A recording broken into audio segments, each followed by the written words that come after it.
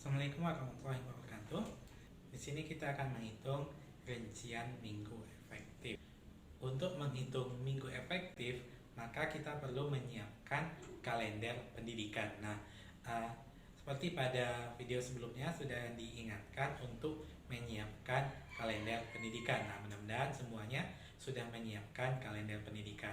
Karena kita akan hitung dari kalender pendidikan tersebut minggu-minggu efektif untuk satu semester, yaitu semester ganjil dan semester genap. Rincian minggu efektif ini kenapa perlu disusun oleh guru? Karena di sini sebagai pedoman dalam menentukan alokasi waktu. Jadi sebagai pedoman untuk waktu dalam merencanakan pembelajaran untuk satu semester pada tahun pelajaran tertentu. Misalnya tahun pelajaran 2020-2021. Kemudian rincian minggu efektif ini juga diperlukan dalam penyusunan perangkat pembelajaran. Misalnya seperti silabus, LPP, kemudian lembar aktivitas siswa. Karena di sini di dalam rincian minggu efektif nanti akan kita dapatkan jam pelajaran selama satu semester. Jam pelajaran itu akan kita alokasikan pada program tahunan dan program semester. Pada rincian minggu efektif di sini terdapat jumlah minggu. Jadi nanti kita akan hitung jumlah minggu dalam satu bulan, kemudian dalam satu semester. Selanjutnya manfaatnya, kenapa diperlukan? Yang pertama sebagai pedoman tadi dalam mendistribusikan alokasi waktu pada penyusunan program tahunan dan program semester. Selanjutnya juga untuk menentukan hari-hari yang efektif dan tidak efektif dalam satu minggu dan dalam satu semester. Juga rincian minggu efektif ini untuk memudahkan dalam menyusun kompetensi dasar dan indikator pencapaian kompetensi. Selanjutnya untuk membantu guru dalam menentukan alokasi waktu yang akan dibuat atau yang akan dialokasikan pada setiap RPP yang akan disusun oleh guru untuk satu semester. Juga sebagai acuan dalam menentukan materi pelajaran, dalam menyampaikan materi pembelajaran di kelas. Misalkan ini adalah contoh kalender pendidikan. Di sini nanti kita akan hitung jumlah minggunya, jumlah minggu dari setiap bulan selama satu semester, kemudian jumlah minggu dalam satu semester. Ini adalah kalender pendidikan untuk semester ganjil, yaitu dimulai dari bulan Juli sampai dengan bulan Desember. Adapun format atau penulisan dari rincian minggu efektif, bisa dilihat yang pertama itu tentu ada yang namanya adalah judulnya. Judulnya adalah rincian minggu efektif. Kemudian ada identitas. Identitas dari sekolah, nama sekolah, kemudian tahun pelajaran dan mata pelajaran, kemudian kelas. Selanjutnya di sini kita menentukan jumlah minggu setiap bulannya. Kita buat dalam tabel ada 3 kolom. Yang pertama nomor, nama bulan, kemudian jumlah minggu. Untuk nama bulan, karena ini adalah semester ganjil, berarti dimulai dari Juli, Agustus, September sampai Desember.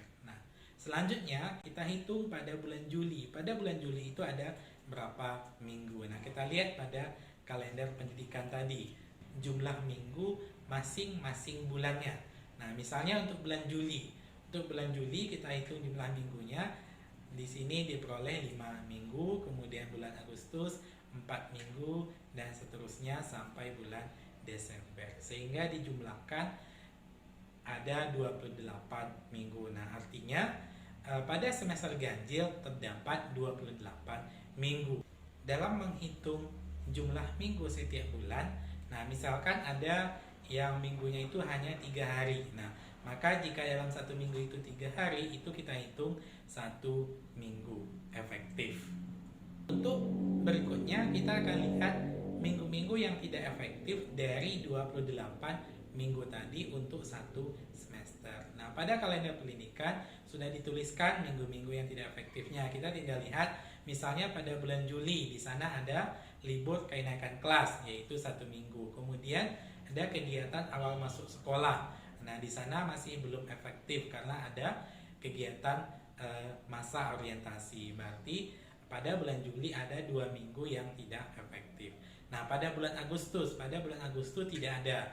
Berarti tidak ada yang tidak efektif, semuanya efektif.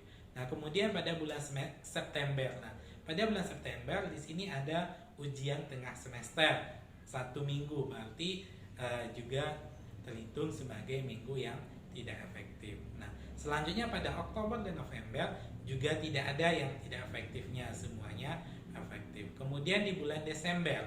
Nah, di bulan Desember di sini ada ujian semester ganjil, ada persiapan penyerahan rapor, kemudian ada libur semester ganjil. Nah, sehingga totalnya adalah 3 minggu. Nah, kemudian yang di bulan Juli tadi ada 2 minggu, di bulan September 1 minggu, kemudian Desember 3 minggu, sehingga jumlahnya ada 6 minggu. Nah, kita sudah dapatkan ada 6 minggu pada satu semester ganjil, minggu-minggu yang tidak efektif. Nah, selanjutnya langkah berikutnya adalah menghitung minggu efektifnya.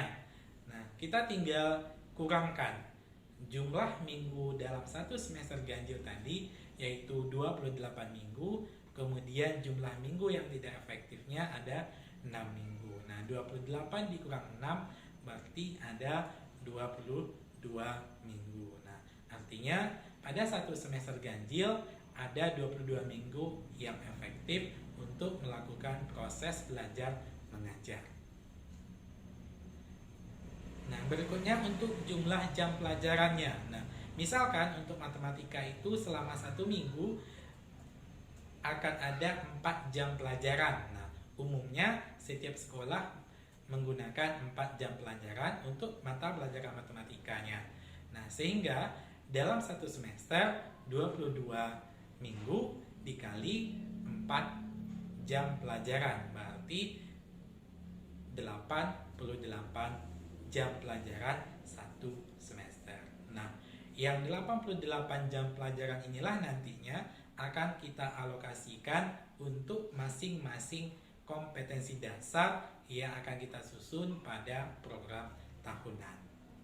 Nah, selanjutnya coba dihitung minggu-minggu efektif untuk tahun pelajaran 2020-2021 berdasarkan kalender pendidikan.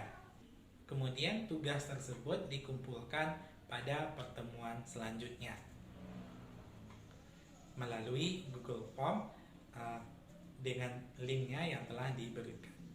Oke, baiklah demikian. Terima kasih dan assalamualaikum warahmatullahi wabarakatuh.